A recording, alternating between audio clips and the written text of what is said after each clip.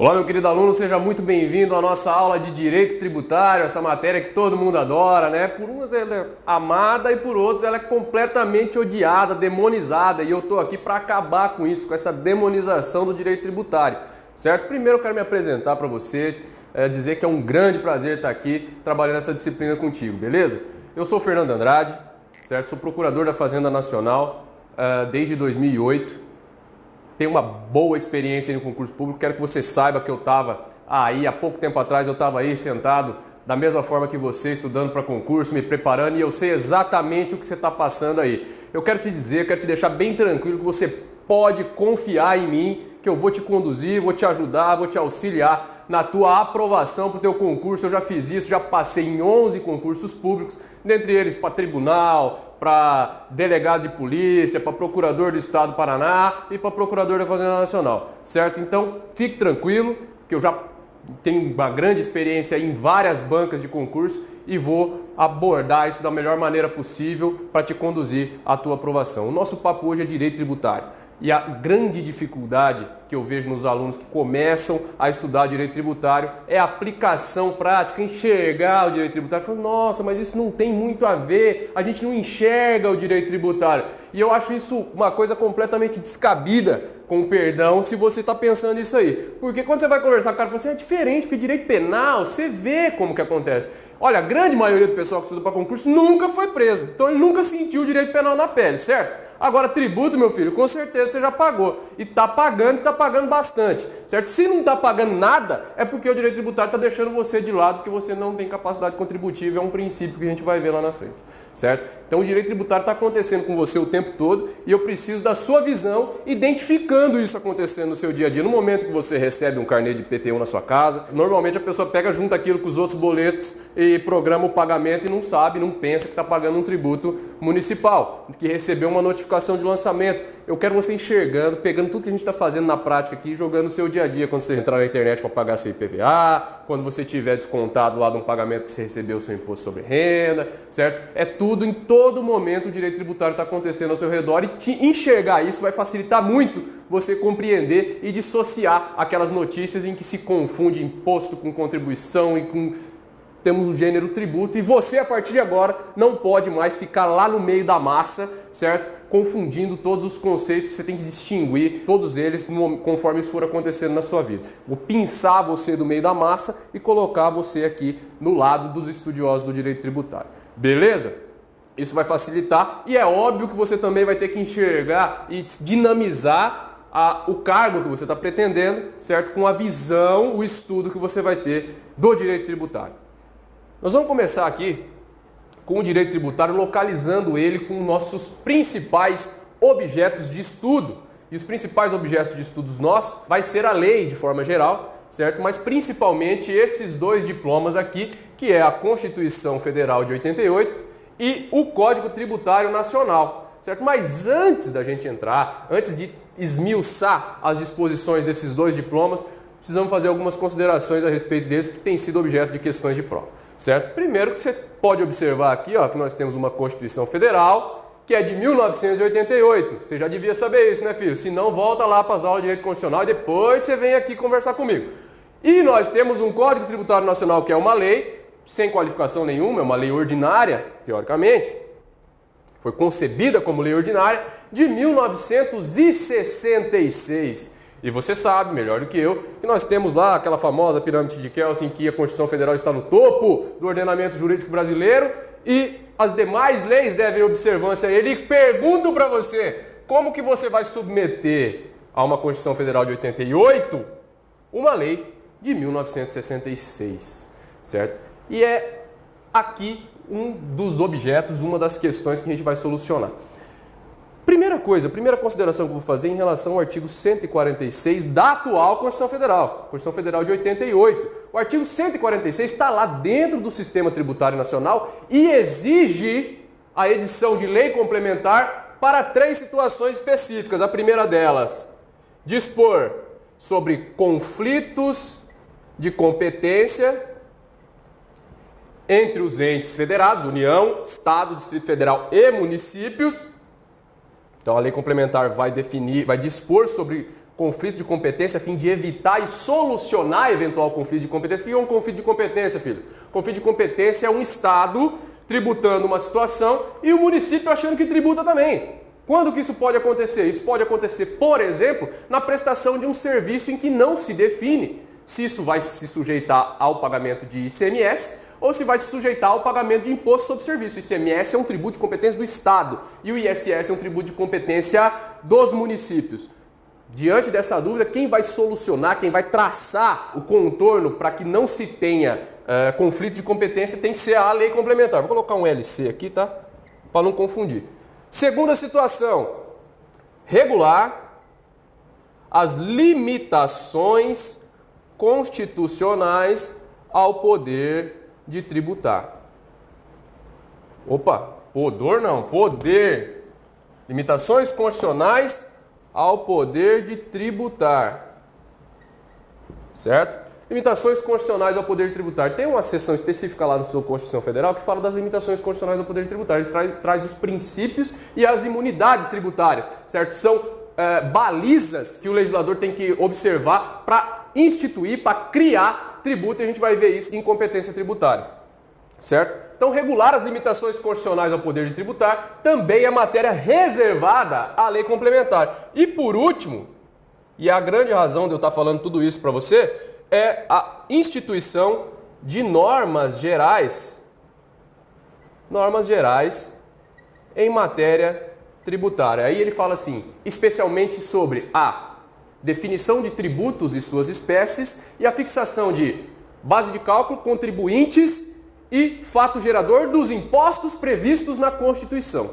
Então isso também é matéria da lei complementar, certo? Tratar de crédito tributário, lançamento, prescrição e decadências tributárias. Ele traz lá uma série de disposições que vão ser sujeitas à edição de lei complementar de normas gerais sobre essas matérias tributárias, certo? E para que eu estou falando tudo isso? Primeiro eu quero que você grave que se são matérias de reserva de lei complementar, elas não podem ser tratadas e reguladas por MP, certo? Medida provisória. Está lá no artigo 62 da sua Constituição Federal, certo? Matérias reservadas à lei complementar não pode ser objeto de MP. Eu estou falando isso porque isso é muito explorado nas provas de direito tributário dos concursos públicos. Então, onde tem lei complementar, MP não pode, certo? Então, essas matérias que eu estou falando para você, que estão lá no artigo 146, não podem ser tratadas por medida provisória. Mas o grande objetivo é resolver o impasse de 1966 e 1988.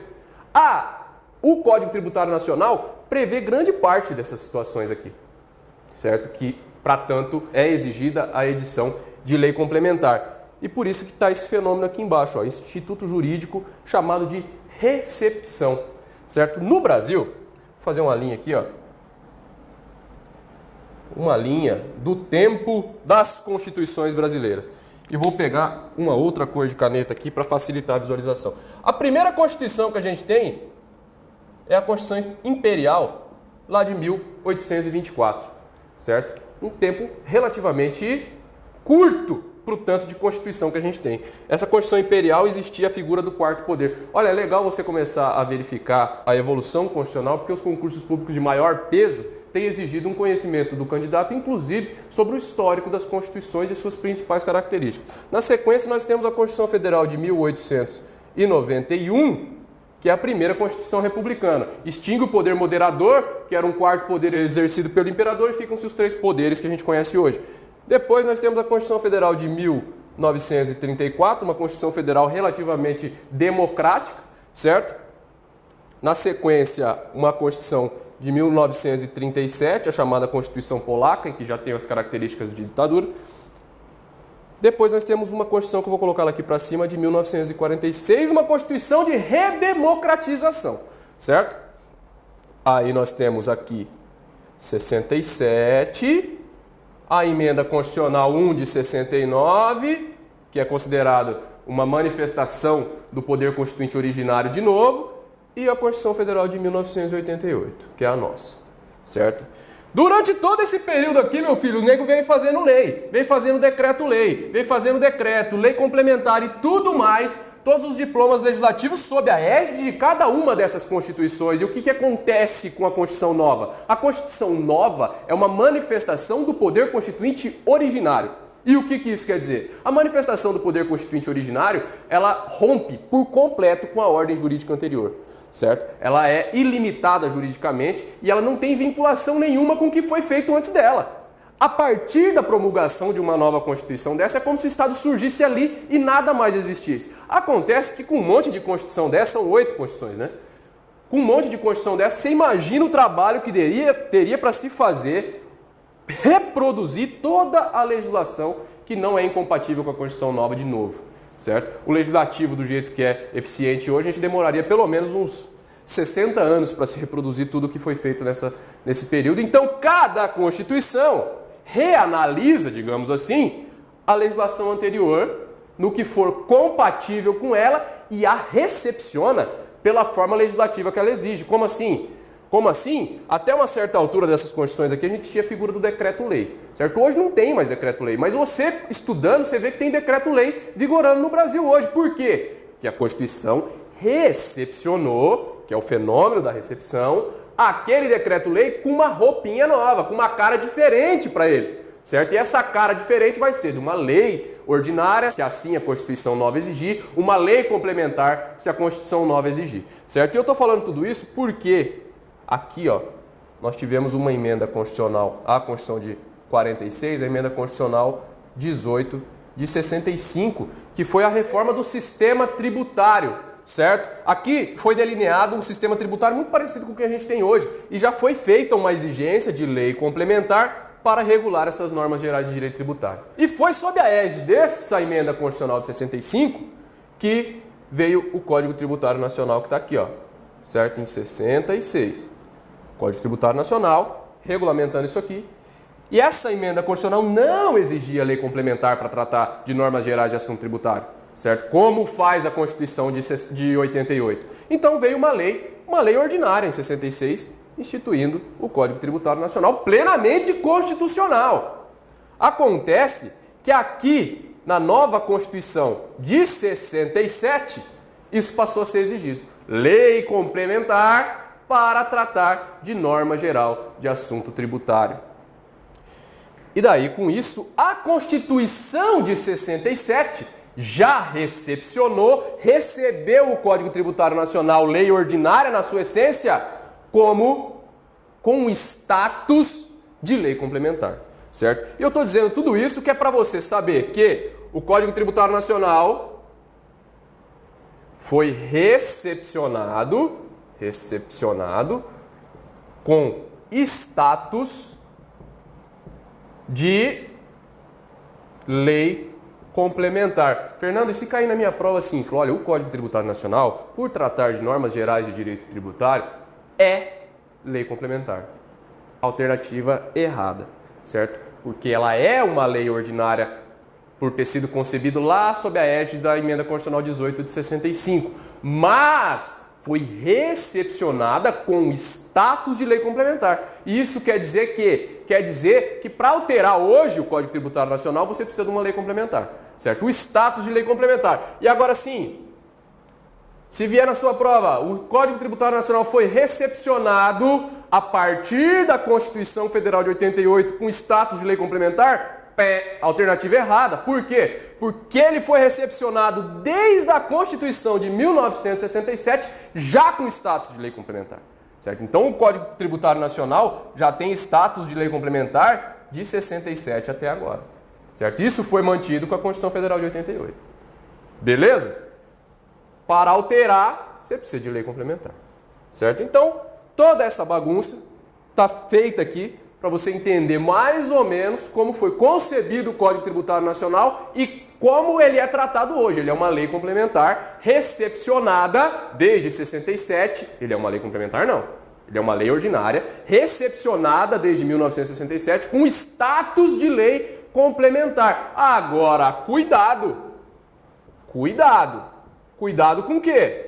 Cuidado porque ele foi recepcionado, mas ele não foi inteiro recepcionado. Ele era constitucional, ele era plenamente compatível com a Constituição de 1946, lá com a emenda constitucional 18 de 65.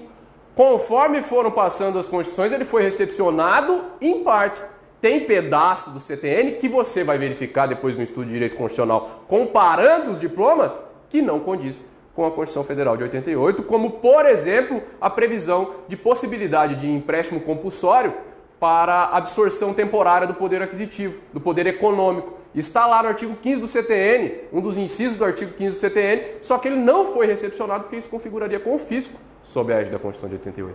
Certo? Então tem partes do Código Tributário Nacional que vão estar em vigor, porque é plenamente compatível com a Constituição Federal de 88, e tem parte que não vai estar vigorando porque foi tacitamente revogado pela Constituição, ou seja, não foi recepcionado pela Constituição Federal de 88. Então esse cuidado olha, Fernando, eu achei um Código Tributário Nacional aqui na minha casa, era do meu avô, sabe? E tá novinho, ele quase não usou, e eu vou aprender direito tributário inteiro com base nisso. Primeiro, ninguém estuda legislação por legislação desatualizada.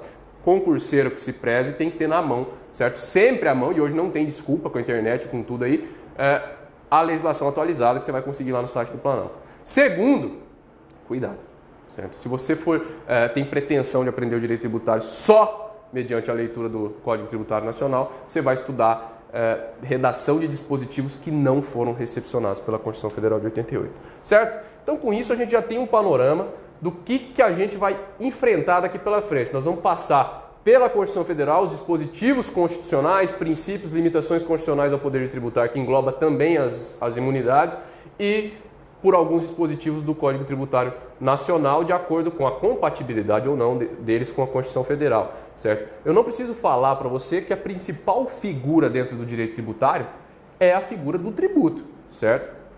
A gente vai partir o nosso estudo, diferentemente do que alguns autores preferem, sai dessa introdução que eu fiz aqui para você, e vai direto para princípios tributários. Os princípios tributários são princípios muito específicos. E eu, na minha modesta opinião, não há como você estudar princípio, imunidade e as limitações constitucionais ao poder de tributar antes de conhecer o que é tributo. É uma noção introdutória necessária, certo? E ainda é objeto de prova, então não é um estudo que você está fazendo só por uma mera introdução. Você vai estudar porque cai também, certo? Então eu tenho aqui o tributo. Certo? E uma coisa interessante em relação ao conceito de tributo é que você pode ler sua Constituição Federal de cabo a rabo, do artigo 1º ao artigo 250, do ato das disposições constitucionais transitórias e tudo mais, você não vai achar lá um conceito definido de tributo. Por outro lado, se você for ler os autores, você vai achar um conceito de tributo para cada um, né? Agora aqui a gente tem um conceito legal de tributo que está lá no CTN, é no artigo 3º do CTN.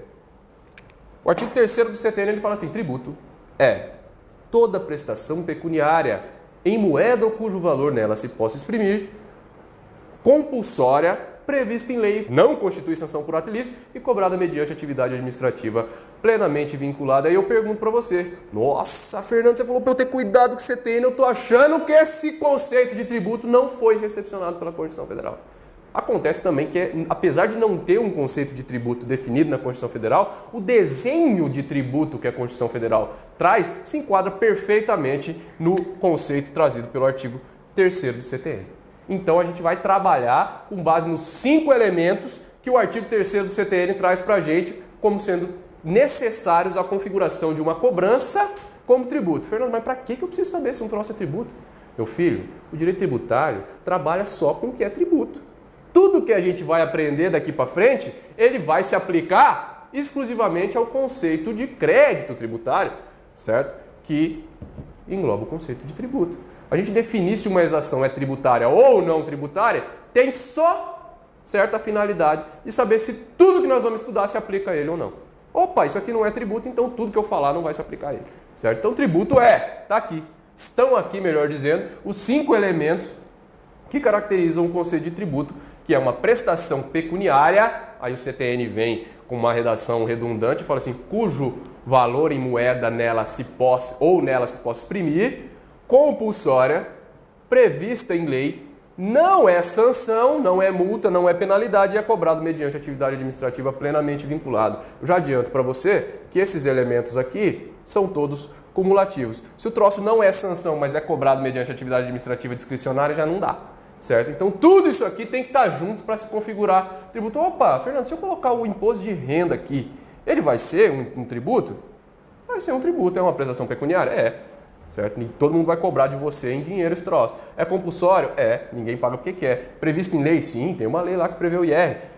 É sanção? Não, não é sanção. Aferir renda é uma atividade lícita e é cobrado mediante atividade administrativa plenamente vinculada. E vamos ver agora todos esses elementos um por um. O primeiro deles é que o tributo é uma prestação pecuniária, e isso implica dizer que ele sempre vai ser representado por uma cifra monetária, dinheiro, grana, bufunfa, certo? Sempre vai ser representado por uma cifra monetária. Então esse negócio aqui vai ser sempre uma representação em dinheiro, certo? Ninguém vai te cobrar um tributo, por exemplo, em 2 dias trabalhados. Isso eu quero te dizer que não pode ter tributo in natura ou in labore. Isso quer dizer o quê? Que o Estado não vai chegar para você e falar assim, olha filho, você é produtor de soja, né? Você produziu 100 sacos de soja, então 10 é meu. Não, ele vai falar assim, olha, quanto custa seu 100 sacos de soja? Custa 100 mil reais? Nossa, tá cara a soja, né? Então 20 mil é meu, certo? Vai ser em dinheiro, não vai ser na soja que ele vai cobrar. E também não vai fazer você trabalhar para o Estado. O Estado vai cobrar de você com base no valor do seu serviço, mas não vai submeter o contribuinte a trabalhar. Falou, olha, você trabalha 30 dias por mês, então 8 dias por mês você vai ter que trabalhar para nós. O contador vai vir aqui e vai fazer a contabilidade do Estado, certo? Não vai acontecer isso. Então isso é vedado. Tributo in natura e tributo in labore não é permitido porque ele é uma prestação pecuniária e pecuniária significa dinheiro, certo? Aí você vai achar muitos autores dizendo, olha, o conceito de tributo foi parcialmente derrogado por conta da introdução do inciso 11 no artigo 156 do CTN. O artigo 156 trata das causas de extinção do crédito tributário, certo? E colocou lá a dação em pagamento de bens imóveis como forma de extinção do crédito tributário na forma a ser definida, na forma e nas condições a serem definidas em lei,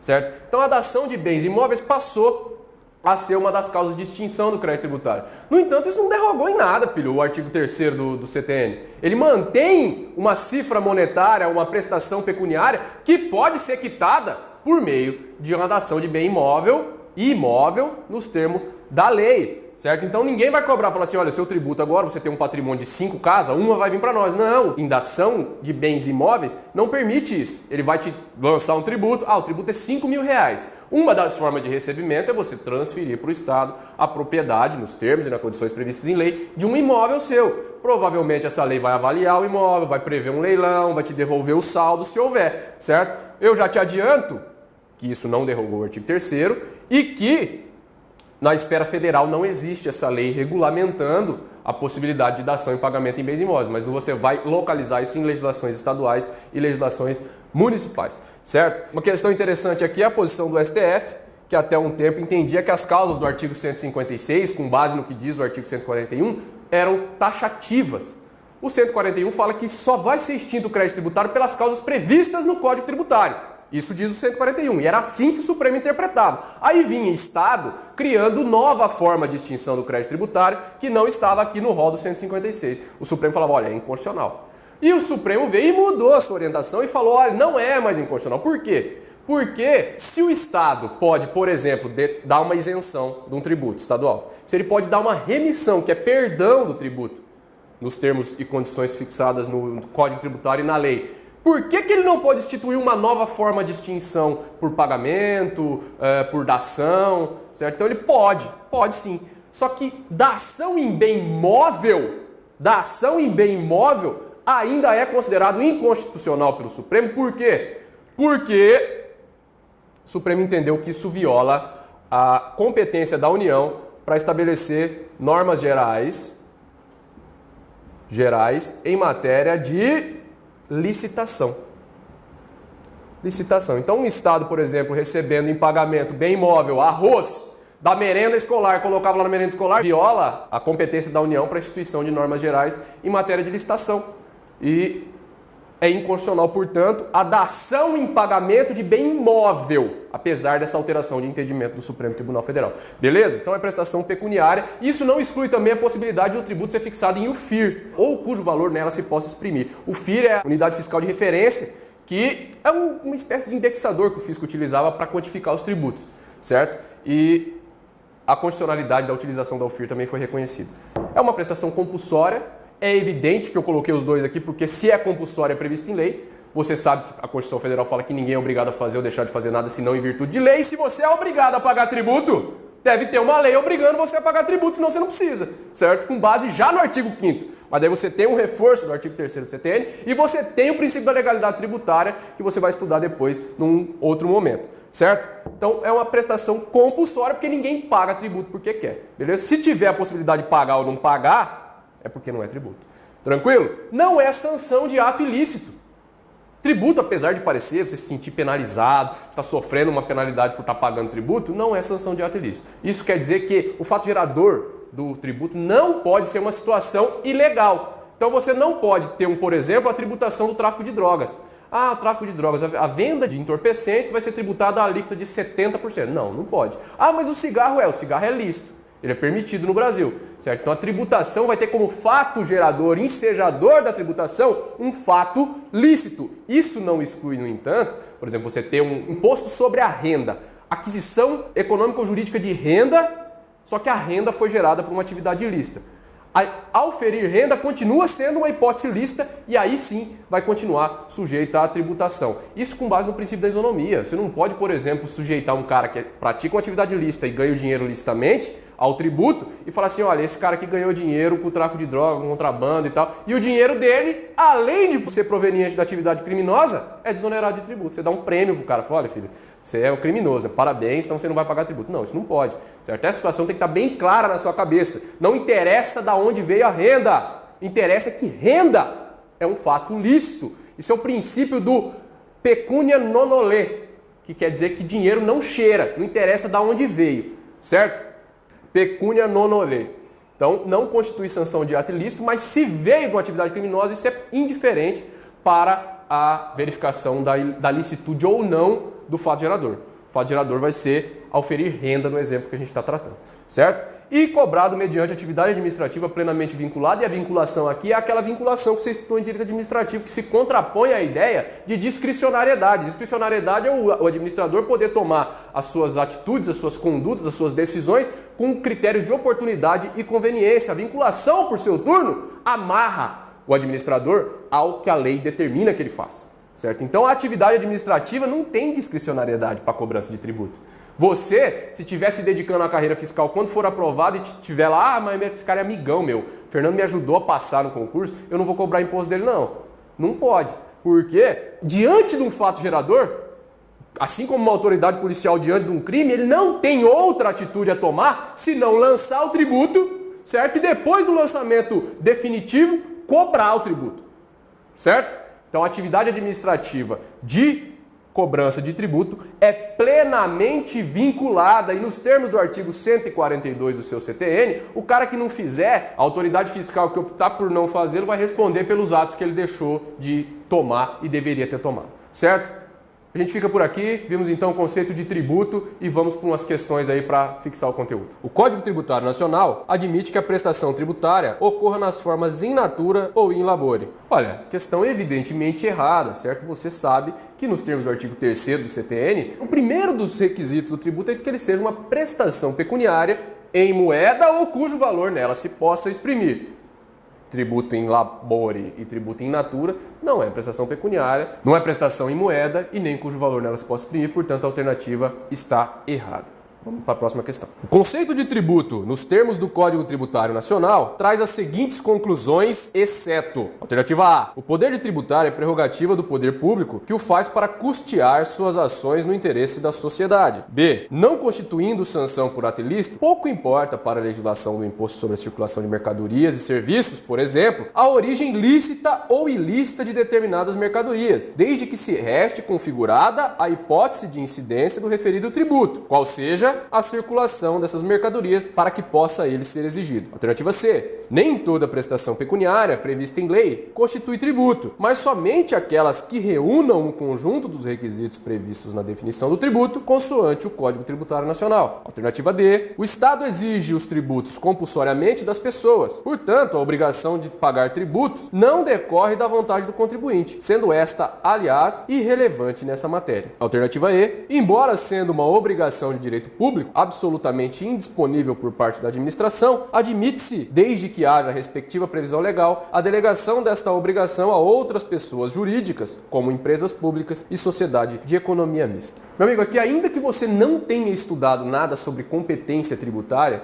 por exclusão, a única que não se enquadra no conceito de tributo é a alternativa de letra E, certo? Porque a competência tributária não pode ser delegada, certo? E nem a cobrança, nem a fiscalização pode ser delegada para pessoas jurídicas de direito privado, como no caso das empresas públicas e sociedades de economia mista. A alternativa que o examinador está procurando é a alternativa de letra E. As demais questões estão todas corretas. Uma fala que o tributo só é tributo se reunir todas as condições, certo, do artigo 3º, não só ser uma prestação pecuniária compulsória, tem que ser tudo ao mesmo tempo, os 5 elementos que você conhece, certo? A outra fala exatamente da atividade criminosa, certo, que está circulando licitamente depois uma mercadoria advinda de operação criminosa. E isso você sabe também que é plenamente possível. Dinheiro advindo de atividade criminosa é sujeito à tributação, porque não se está tributando a atividade criminosa, está tributando o dinheiro e o dinheiro é lícito. Certo? Aqui a mesma coisa em relação à circulação de mercadorias. Imagine uma farmácia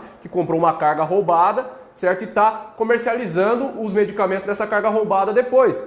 A comercialização é um fato gerador lícito, apesar da carga ser roubada. Portanto, a alternativa que se deseja aí, que é a incorreta, é a alternativa de letra E. A gente fica por aqui, um abraço e até o próximo.